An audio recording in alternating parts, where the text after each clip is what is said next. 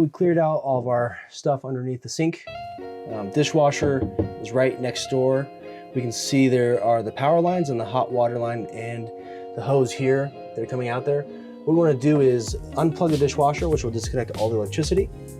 And right here we have our hot water line with a spindle, so we can actually just turn off the water at the source right here.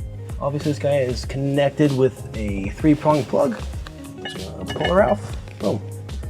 And as you can see, it goes out there with a hot water line. Already tiny, let's see.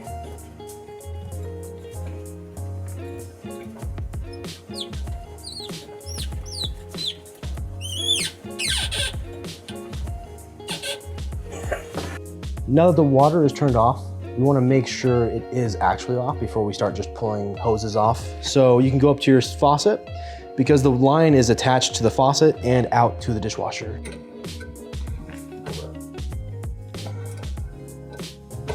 Now we did have a bowl down below, just in case some excess water comes out, just to catch it. Luck favors the prepared, so.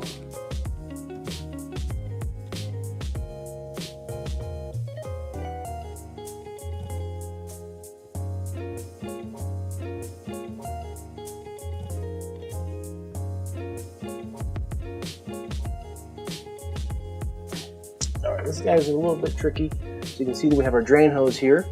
Goes right up into the hose clamp. We're going to take a little flathead. You might need to use a hex head. This guy's gonna loosen this clamp up.